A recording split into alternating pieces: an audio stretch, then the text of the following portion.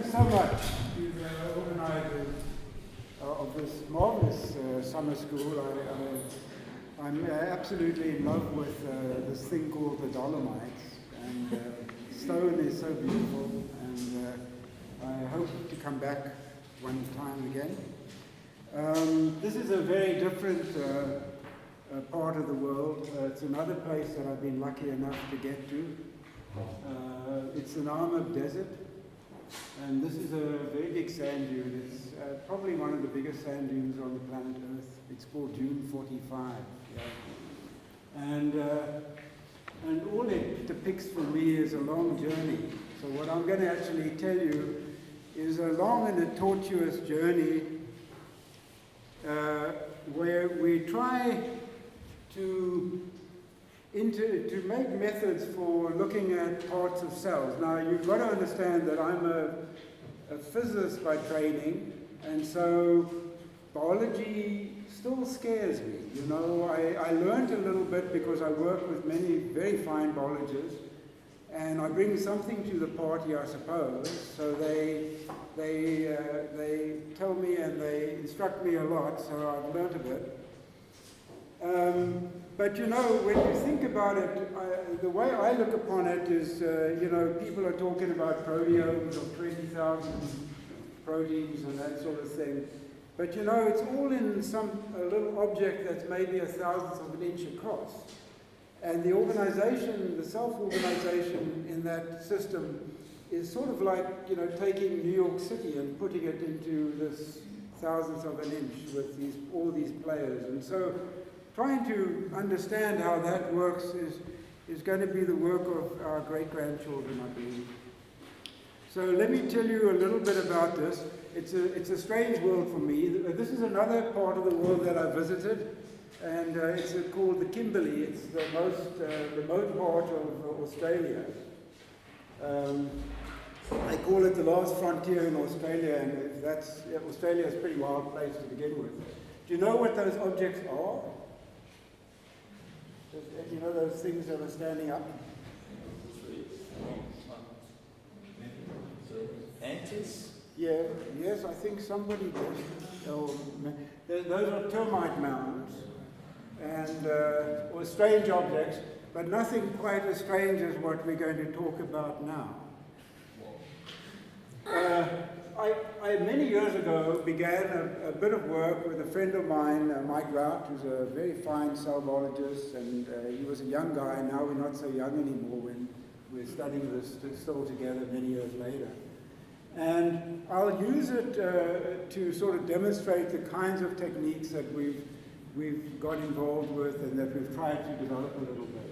So those objects in false blue color are called nuclear pore complexes. Many of you probably know what they are, but they're the sole portal into and out of the nucleus.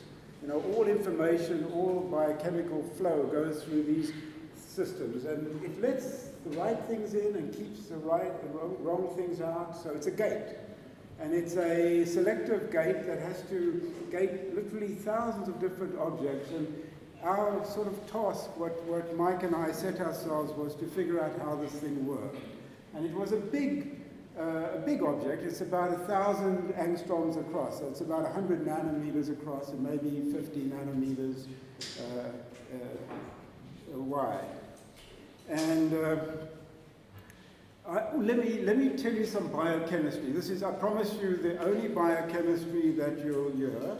And I believe everything.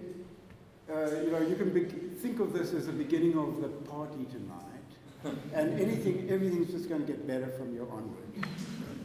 Okay, so the thing that I have to tell you is that the part that was known when we began was how things got in and out of the nucleus, how they were destined to go into the nucleus or to leave the nucleus, and whether that's messenger RNA or proteins or whatever. And the way it sort of works, if a protein is supposed to go and be nuclear, what it has on it is a zip code.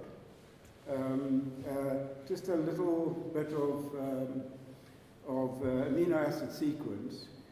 And you get something called a cap, a carrier of ferrin, binds to that zip code, and that brings it into the nucleus. It's a transport factor. So it goes into the nucleus, and but it goes through this machine that we don't understand quite how it works. It docks, it translocates, it goes through, it gets released. And on the other side, along comes a molecule called RAN with a GTP molecule bound to it.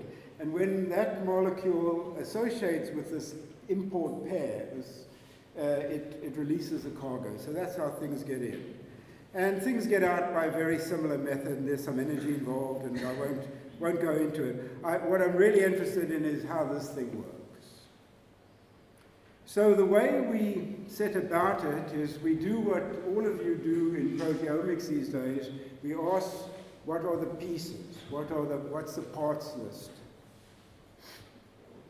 And that, when we began, wasn't all that easy. And today, it's actually harder. And I'll tell you why.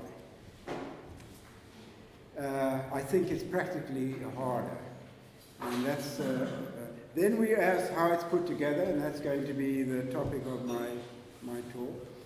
Then I thought, to finish it off, I'll tell you where we think it comes from and how it works. So what's it made of? The way one got to this was one Mike Rout, who's a fantastic cell biologist, did very classical cellular subfractionation. This is very hard stuff, and very few people can do it. But made these little objects that you see up there. Those are individual nuclear pore complexes. Quite pure preparation. It takes about 2 weeks to make that prep.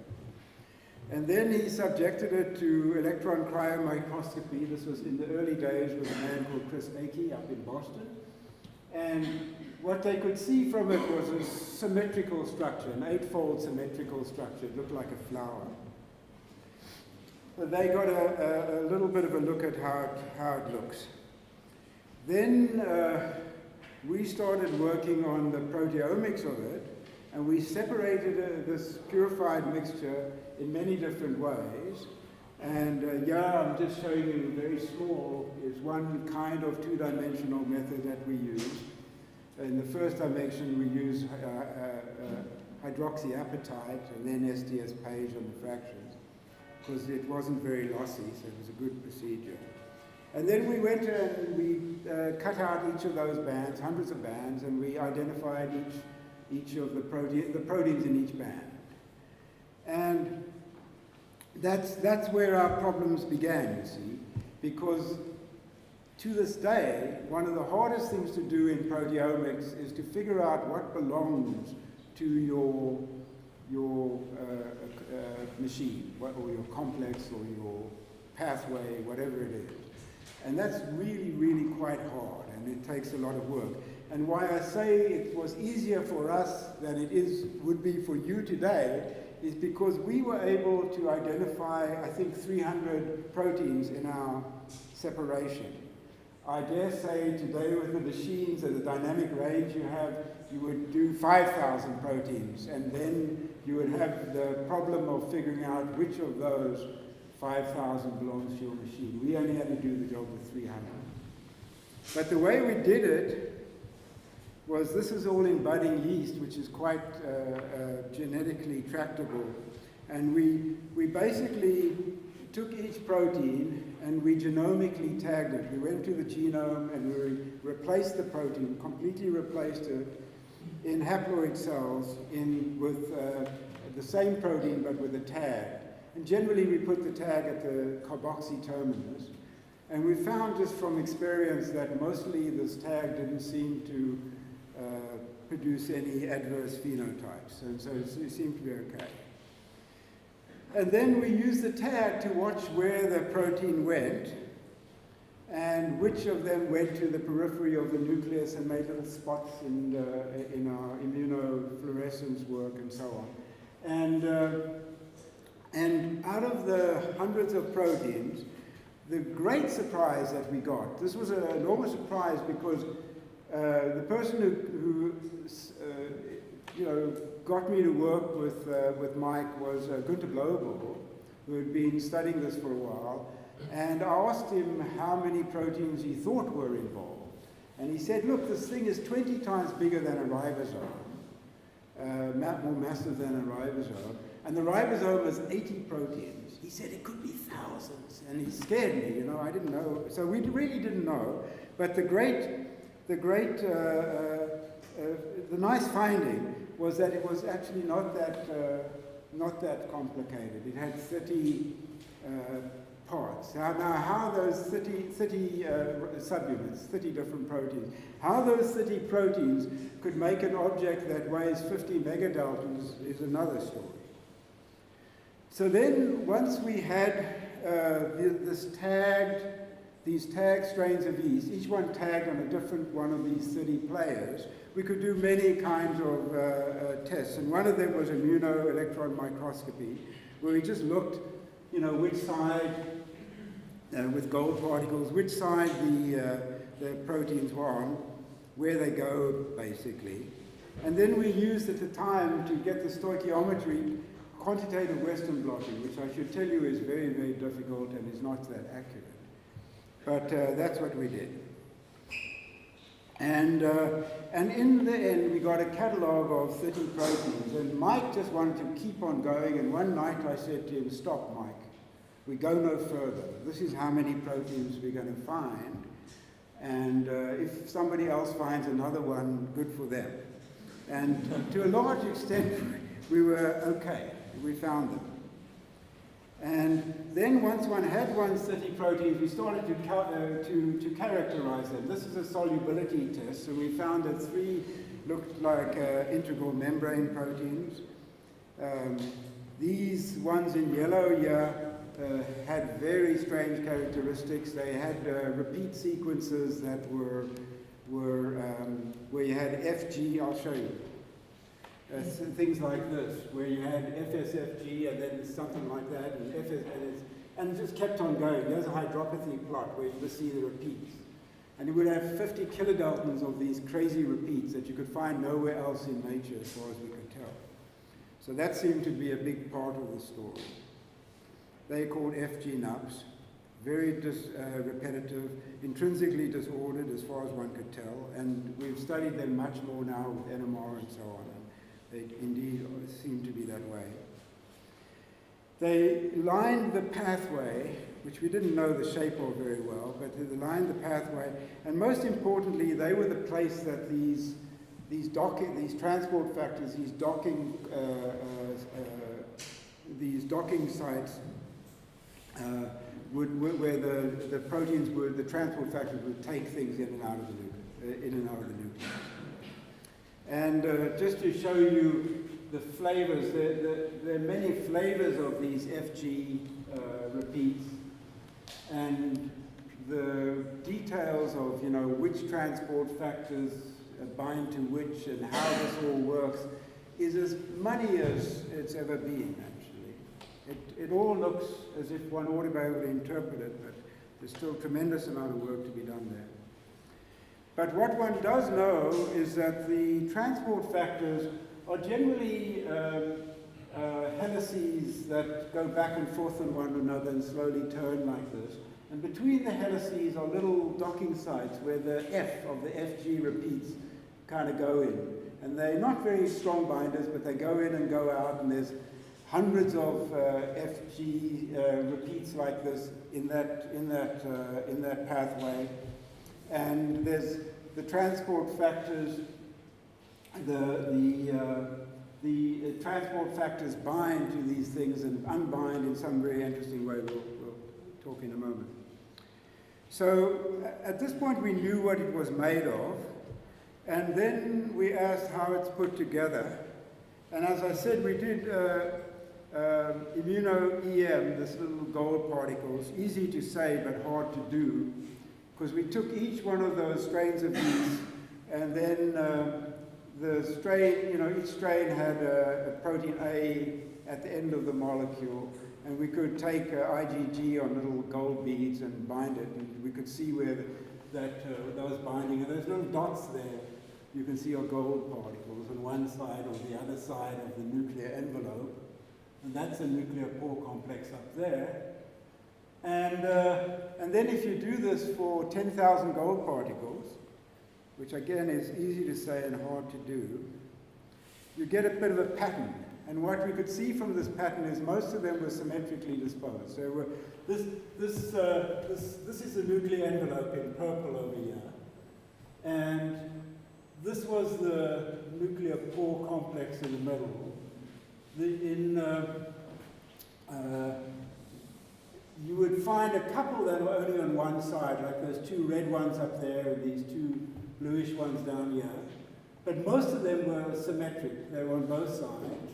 And there was, you know, these integral membrane ones, which are these purple ones, which fortunately for us seem to come close to the membrane.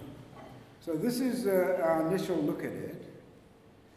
And because the thing was eightfold symmetric, and because there was a plane of pseudo-symmetry going through the membrane, we figured that there would be either 8, 16, or maybe 32 copies of these things. We knew their molecular weights.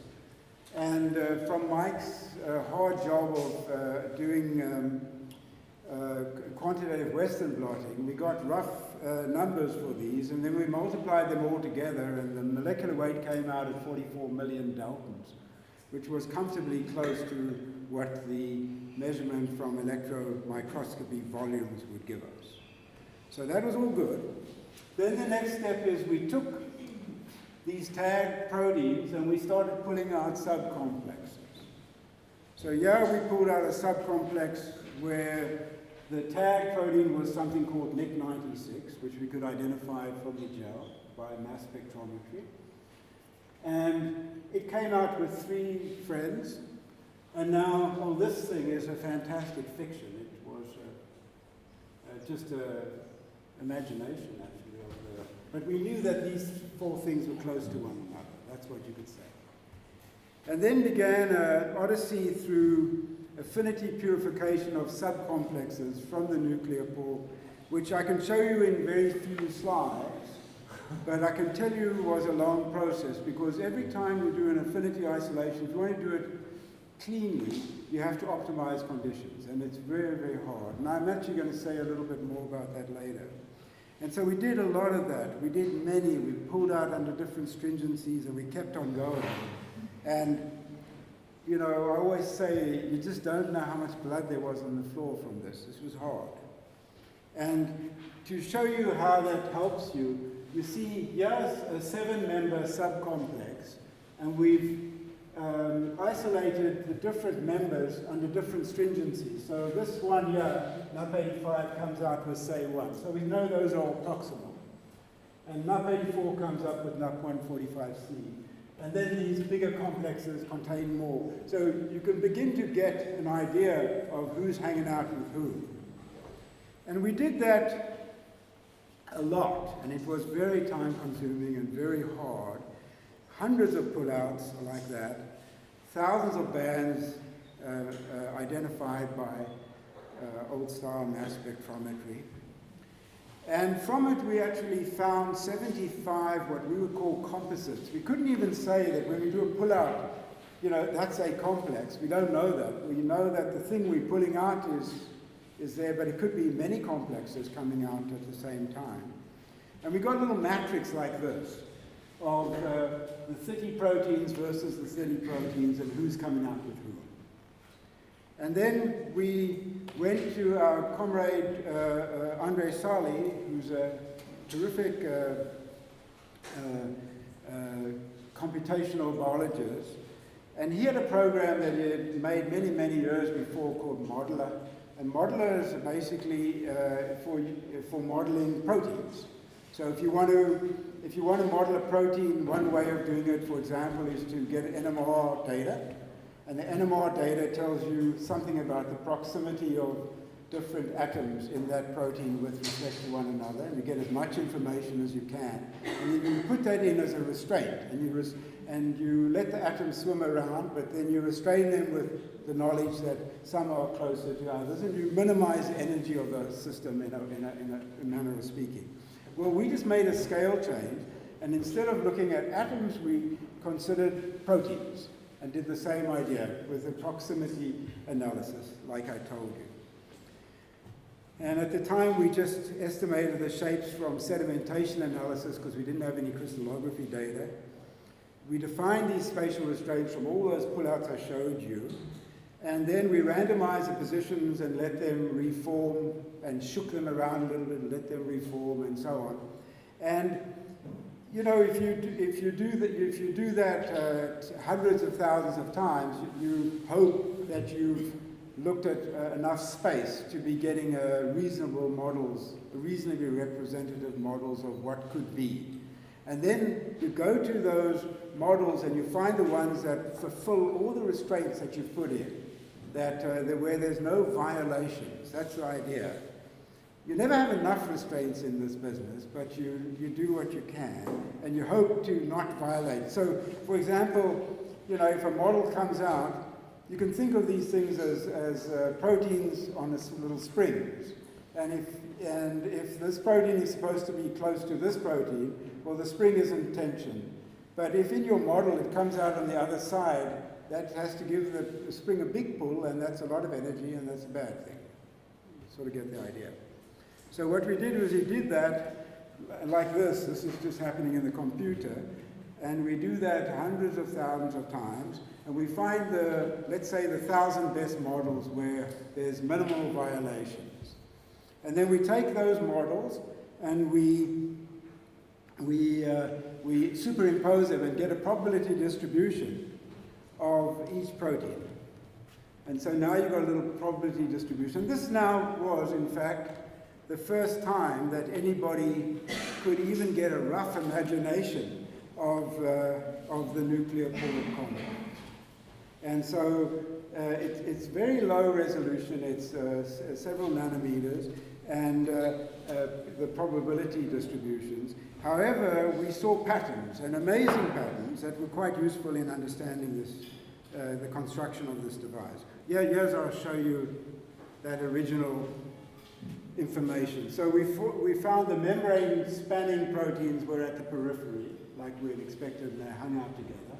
Then there was an inner ring of very big proteins, 192, 157, 188.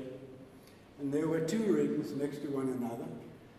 And then on the outside, at the great curvature of the nuclear envelope, was a 7-protein complex that we'll return to in a moment, called the NUP84 complex. And it was symmetrically disposed.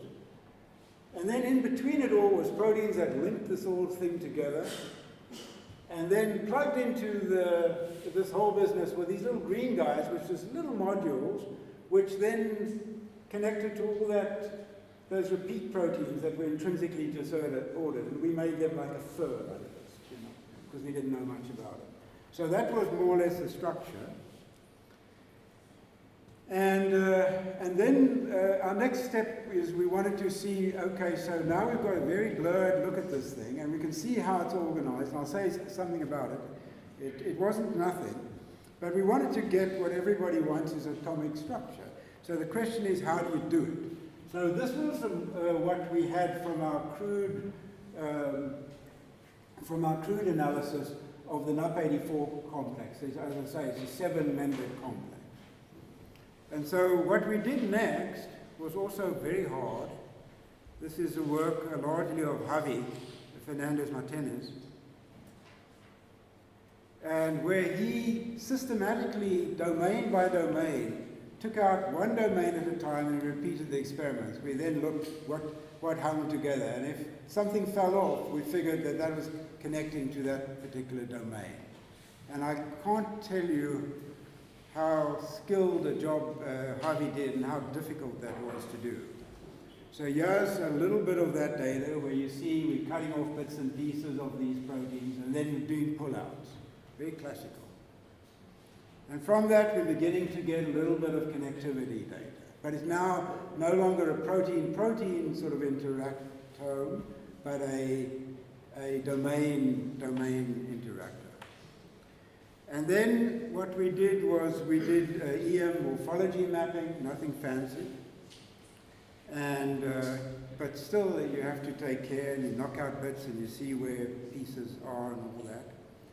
In the meantime, we and others had got a few domains by crystallography, so we plugged those in, and the rest as we did homology modeling or molecular fitting of one kind or another. And when we didn't know that, we just modeled it as a little ball or beads on a string. And then we took all of that and put it together in an integrated modeling idea, same as what we did for that cruder model. And eventually we get, you know, a more detailed look at this, I would say a pseudo-atomic sort of level. Now, the problem with that is we had gone about, you know, I don't know, a tenth of the way. We had taken the most skilled biochemist that I've ever worked with, the young Harvey, and he had blown 3 years of his life on this, and we were not going to be able to do that again. So we needed a better way. So I'll tell you the story of that. Oh, by the way, we also positioned that in the machine, which saw that it was lying flat.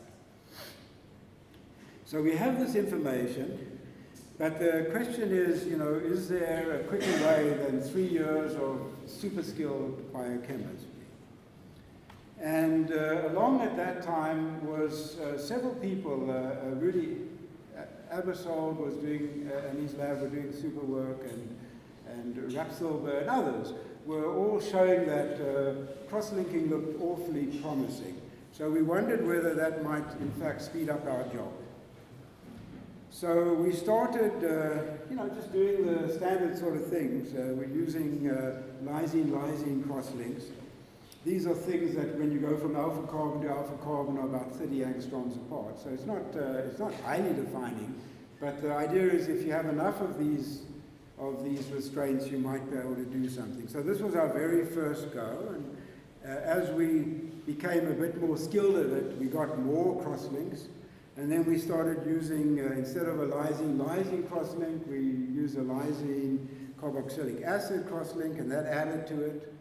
And slowly but surely, we could get, you know, a half reasonable number of crosslinks. We got about 100 intermolecular crosslinks, which at that time we felt was almost enough to maybe begin to model this thing. And yeah, they are. In fact, there's the lysine crosslinks, here's the lysine carboxylic acid crosslinks. And what is fairly satisfying about it is that you can see that the patterns are not that different. They're additive information, so it's not like you're just repeating the same thing. You're getting different sites, so it all helps. But the patterns look similar, so you think that maybe we're not screwing this thing up too much with cross-linking.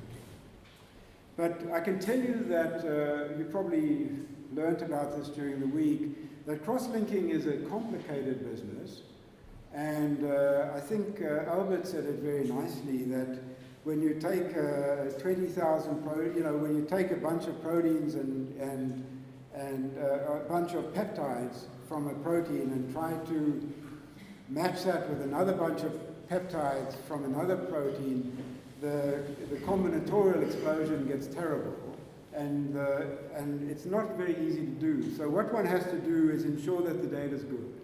And so that's what we do, is we try to get very good data where we can explain most of the peaks. And so this is a piece of that data from DSS, and here's a piece of the data from the EDC. And this is the quality of the data that we like.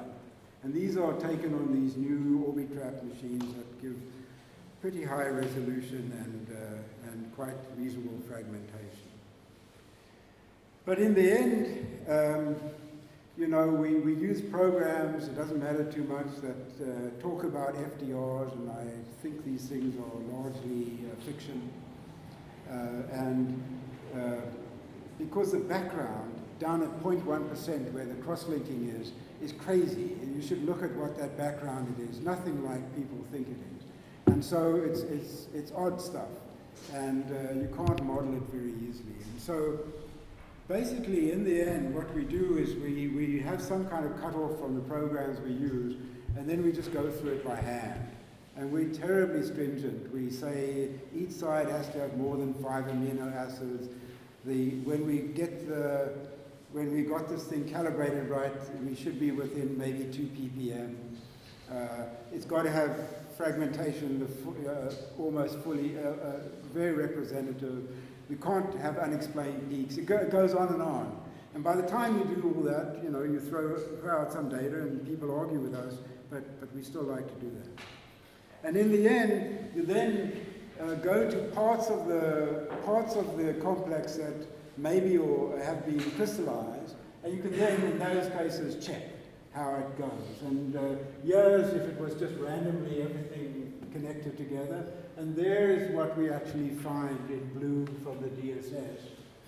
And it's largely within the range that we think it is. So we don't think the data is too distorted and too bad and so on. Except there's a little anomaly there with EDC, you'll notice. We've never understood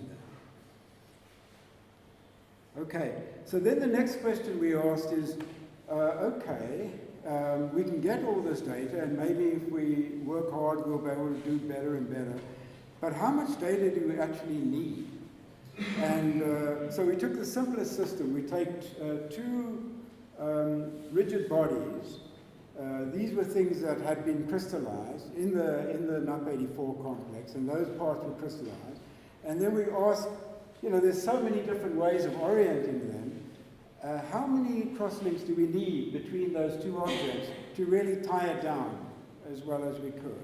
How many restraints do you need? So then we worked on this with Andre, and we took a part that was crystallized, and we started doing the experiment. We put in one crosslink randomly, and then we model it a lot of times, and you see all those dots or models. And what I've got shown here is scores, where the group score is lower, and this is root mean square deviation from the crystal structure. So we want to be down in this corner here, you see.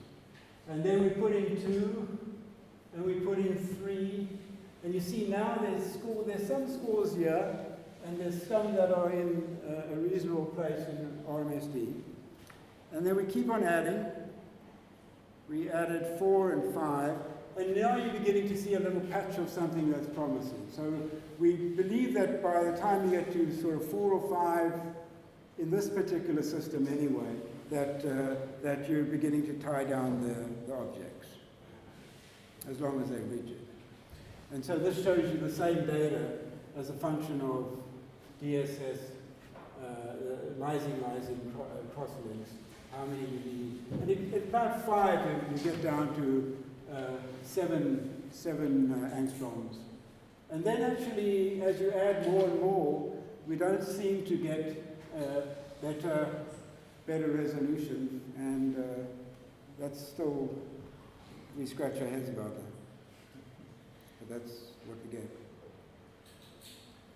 And that's all published, and you can read it if you want.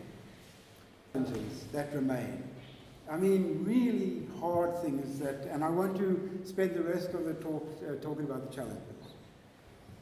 So I think one of the largest challenges for proteomics, and especially since we have these fabulous devices, we have devices now where it's not a big deal to have more than 4 orders of magnitude of dynamic range.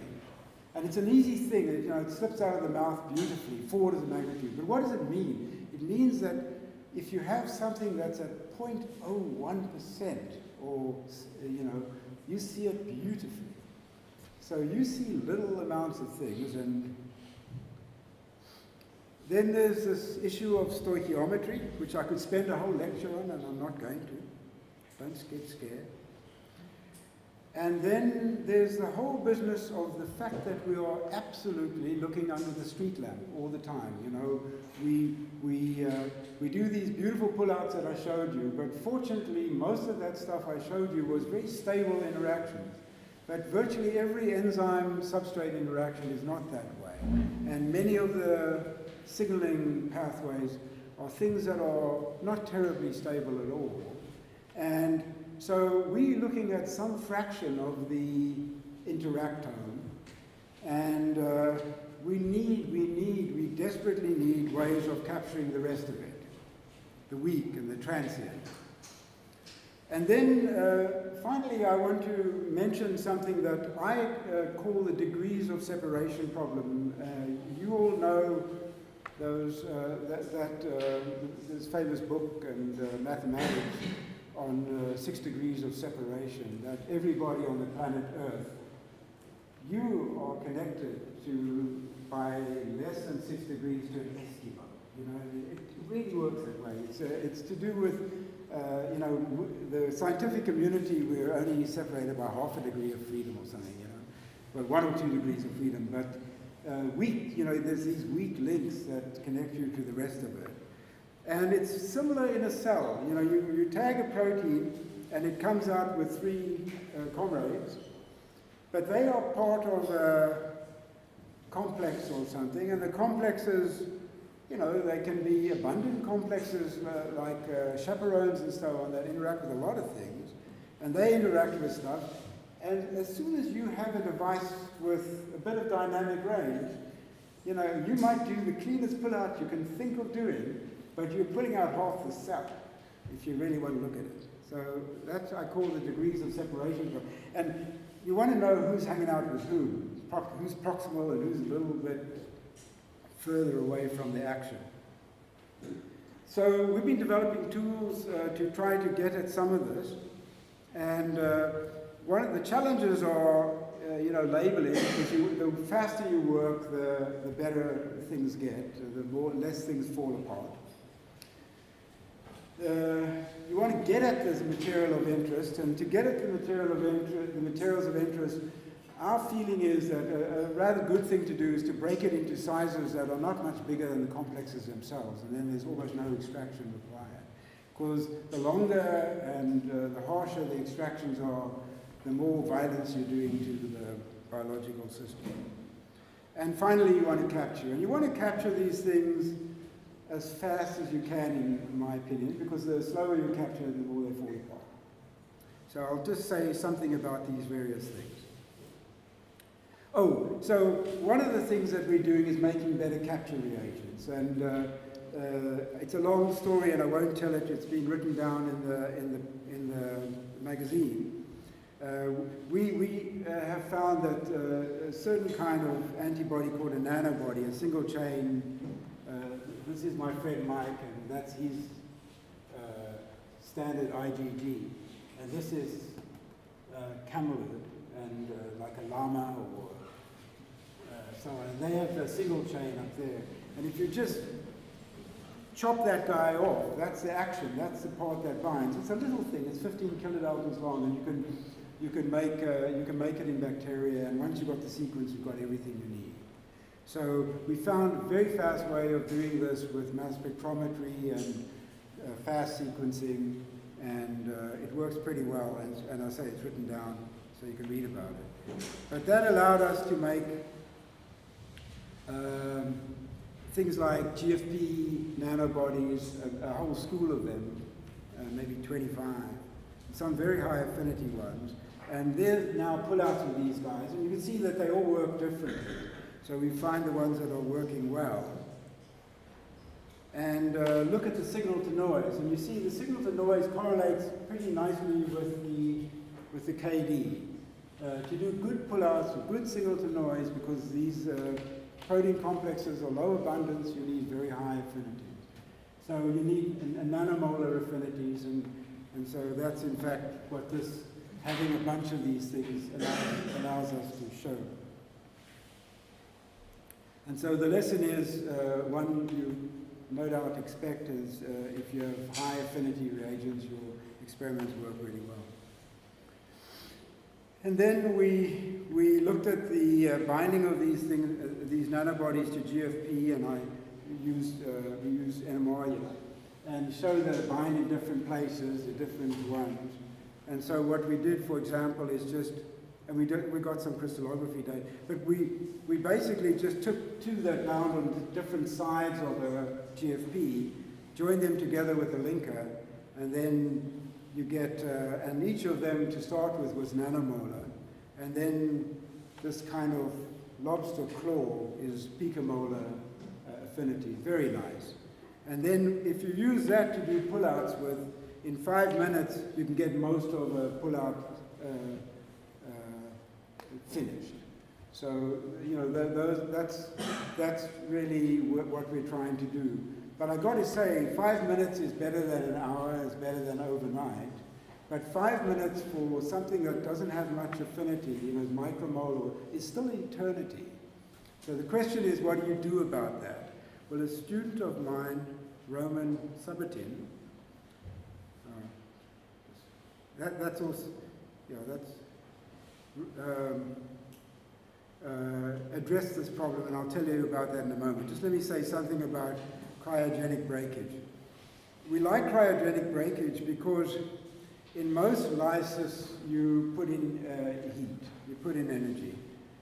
In this system you don't, so you can get good and efficient breakage and nothing much is happening to your system. Hopefully it's still, all the parts are hanging together and so on, and there's no heat damage. And we think it's something a little bit like freeze fraction. You're just breaking this thing up into bits and pieces. Like then the next idea is to put that bits and pieces together like a giant 3D puzzle.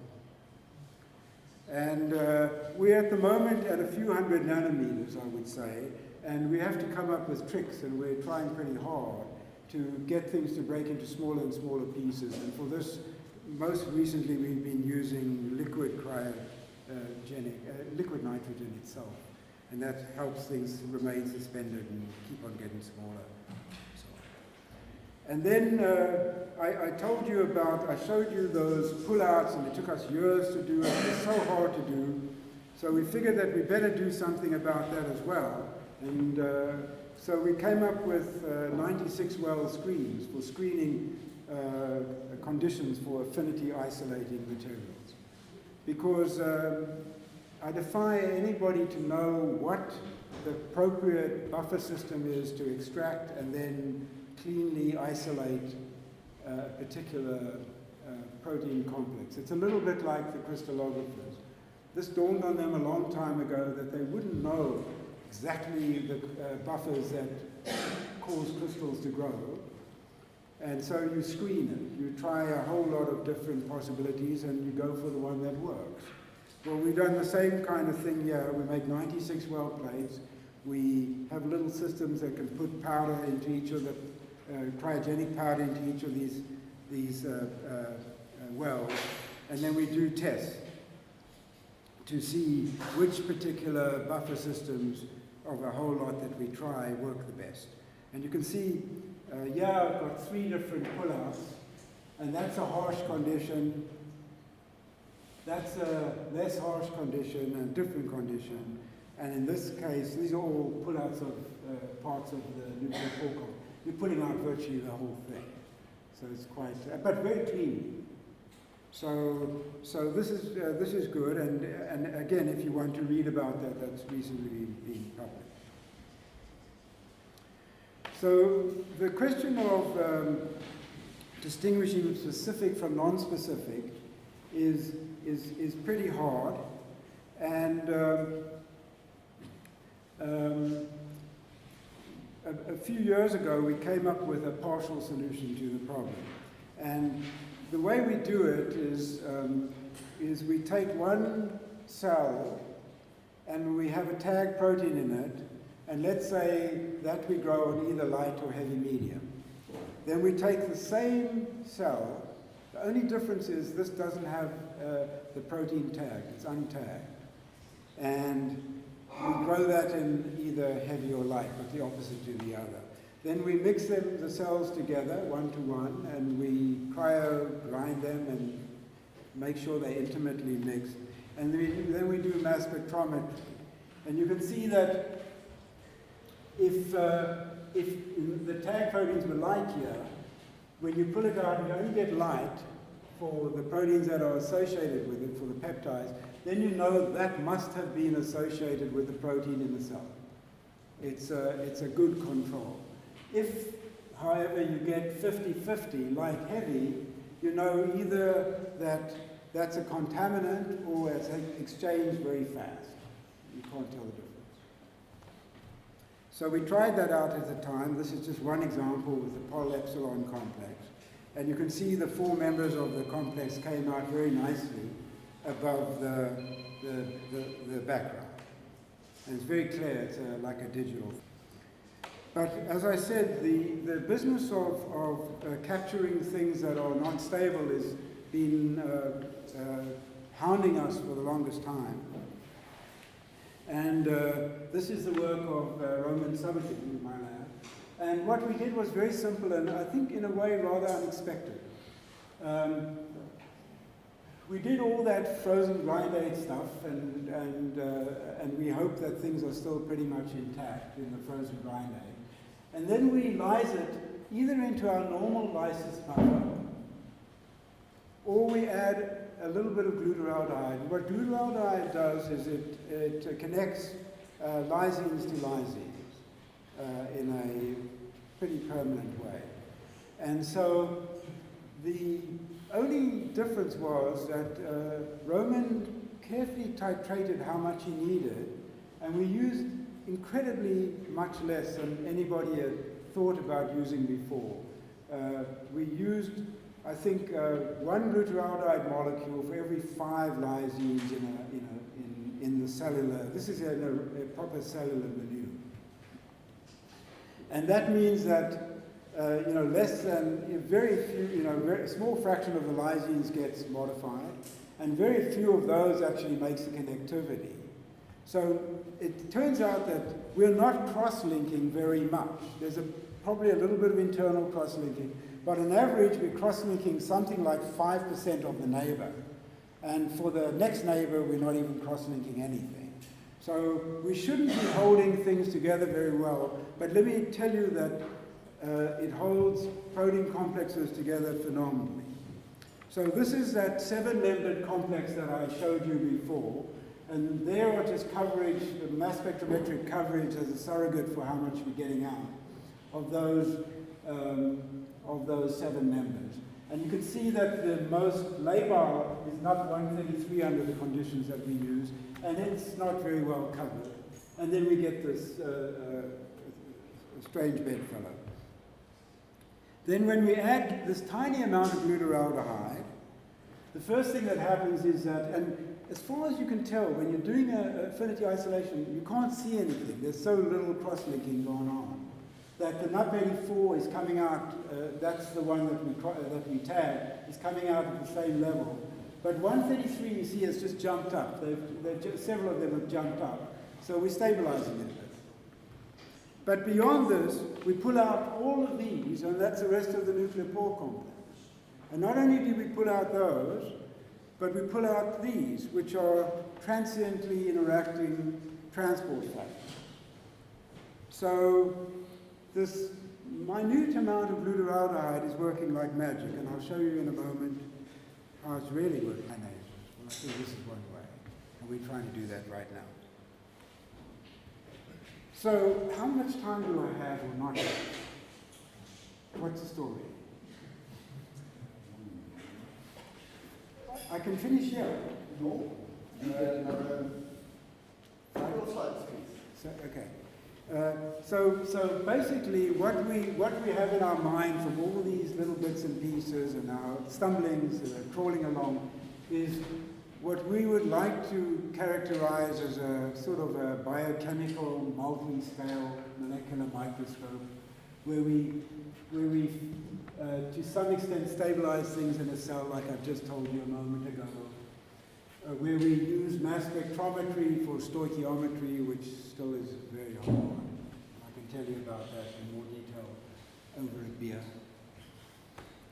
Or we use cross-linking to get more information and this integrative approach. But I thought I might just finish by telling you something about what we're really interested in, because we wanted to know where this nuclear pore complex came from.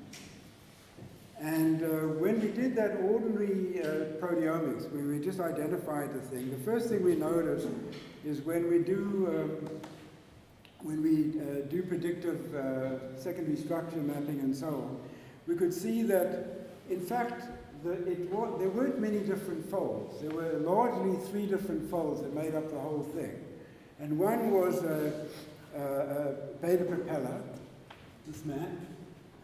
Another was an alpha solenoid, and another was a beta propeller followed by an alpha solenoid. And then you had these intrinsically disordered stuff. So yeah, you've got this very complicated thing that's in every eukaryote and is a key feature of them. But it seems to be made of relatively few domains. The other thing we noticed,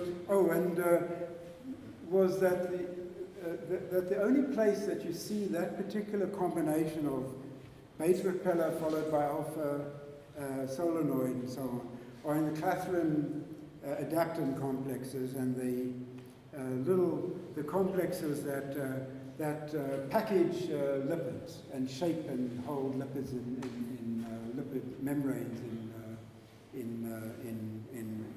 as complexes and vesicles, and of course you have to shape the nuclear, the walls of the nuclear envelope to put the nuclear pore complex through.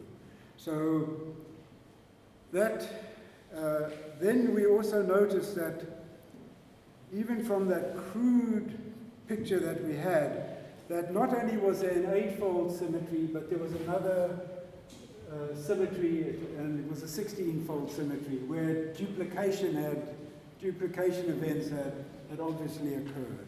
So that allowed us to say that there was a symmetry of halves and of spokes, H spokes, and of these new columns that we found, and rings that we found.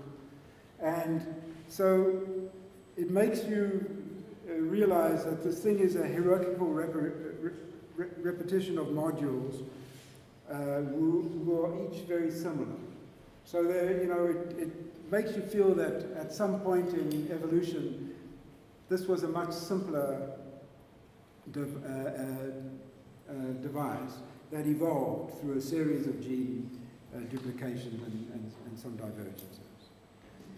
And that led us to think about if these things all came, the big thing that, one of the big differentiations between a prokaryote and a eukaryote is that the organelles are packaged in membrane systems. And, chromatin in a prokaryote isn't packaged, but in a eukaryote it's highly packaged in a nucleus. And so what we thought might happen is that in an early eukaryote, you might get the membrane invaginating and beginning to surround chromatin. And then eventually this, to stabilize that, you need stabilizing proteins, cotomer proteins, you could call them. And that these over time would evolve into the COP complexes and the vesicles and Clathrin adaptin systems and the nuclear pore shaping. So we think that maybe there was a common origin for all of this, and that we call the proto-cotomer hypothesis. And it's today still a hypothesis. And what you really need to do is you need to find evidence. You look for evidence for it in some kind of strange remnant of a prokaryote. But those are generally not very successful, these intermediate things, and not easy to look for. And finally, I'll just say a couple of words about how we think it works, because this is what we're actively working on right now with NMR and other things. What we found was that it was just a sort of a portal, and that there was no ATP, there was no energy mechanism in itself. At one point people thought it was an iris opening and closing. How that would work, I just don't know. But that there is some kind of central channel network, and that the transport path is surrounded by a large number of docking sites for transport factors, and most of them are symmetrically disposed. You can make this thing go in either direction, actually. And that the FG domains are the natively unfolded polypeptides, and they just, as far as we can tell, wave around in a Brownian breeze. But the directionality is actually set up by a gradient of RAM. It's another story. And you have some factors that are kept in the nucleus, and they keep RAM loaded with GTP in the nucleus. And there's some factors in the cytoplasm which accelerate the hydrolysis of RAM GTP to RAM GDP. So you've got a gradient, and that tells which direction things are going. But the actual machine that says you should go through, but you can't go through, that seems to be not energy gated, and we originally called it a virtual gate, a gate that's always open to ones who can go through, but always closed to those who can't. And it seemed, when you look at this, that all it was is a hole and some wavy things in the way, right? So I suggested that to a rather courageous postdoc, Tiana. So this was the design. Basic design was a membrane, a scaffold, and a hole through the middle, and then some of this wavy stuff. And as I say, I suggested to a postdoc that came to work with me, she was an MR specialist before, why didn't we just build one? Why didn't we build ones out of making little holes about this size and put in it wavy stuff and then test it?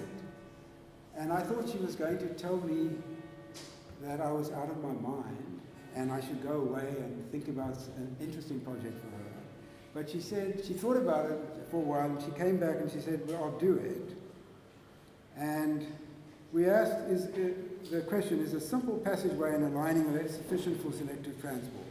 And so we constructed this, and the way we constructed it is very simple. We took polycarbonate membranes. These were with track-etched, high-energy iron track-etched polycarbonate membranes with 30 nanometer holes, very uniform. And we coated it on one side with, I think, about 15 nanometers of gold. Just put a bit of gold on that surface. And that was our nuclear pore complex scaffold. And then we used the gold, we put files on the end of FG repeat sequence, just one of them, and we tied it by one end to the gold by covalent bond between the thiol and the gold. And then that was our machine, right? So it's minimal. And what we did was we took that layer and we used double-sided tape and we stuck it to a cover slip, and the other side we just put a plastic piece.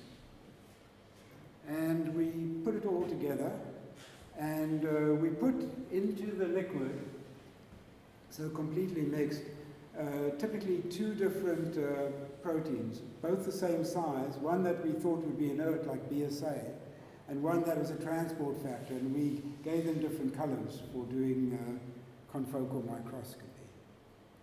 So that was about as simple as it is. So there's an equilibration step, we just put it together, and then we wash away the material at the top, or dilute it, and then watch.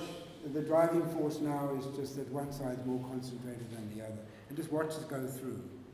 And we watch it go through with a confocal microscope. And so what you see is, if you just watch this area below the membrane, the fluorescence decreases. So the question then is, if you're looking in at two of these things in different colors, what actually happens to the inert one versus the transport factor? And this is the control. We just put polyethylene glycol instead of the FG repeats on the surface, and it's pretty inert. And they went through it about the same rate. In fact, the transport factor, which is in red, went through a little faster. It went through a little slower. It decayed a little slower because its Stokes radius is a bit more, just as we expected. But then we tried it with the the BSA in blue and the transport factor in red, and you see we've got quite a reasonable discrimination. Now it's not as good as the discrimination you get in the cell, which is really good, but it seems to work a little bit. So we felt maybe all you actually need is a hole and some wavy things. So we're looking into this in much more care now.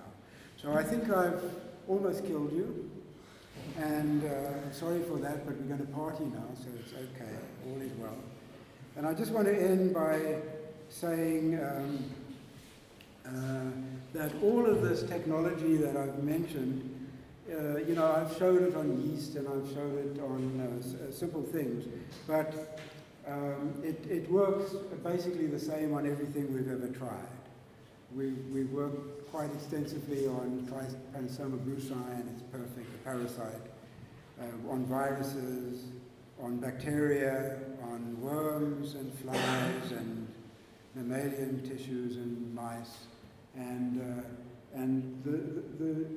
all the technology that we've been looking at seems to be fairly universal. When you freeze things and break them, they break, etc., etc. And so that's the end. This is for Albert. There's a bit of that Namib desert. This is after 8 days of walking with about 50 kilometers between my 2 sons and myself and any other human beings. And we actually eventually saw water, which was quite nice. And we went to sleep over here. And all through the night, because there's water, you could hear the animals drinking, which is quite lovely. So many people to thank. This has been a major effort by a huge number of people that I've told you about over a long period of time. My great comrade Mike Rout, whose lab intermingles with mine on a daily basis in a very nice way. We help one another. All these, I won't read all the work, people who have worked over the many years, as they have in my lab. At the moment, there's 3 people left in my lab, Wendy Zhang, just 2, and Nishi, who've been working on the mass spectrometry side of things. At UCSF, Andre Sali and his wonderful comrades, without whom we wouldn't be able to do anything. And for bits and pieces like microscopy and crystallography and NMR, it's these people at different institutions in New York City. So, and thank you very much for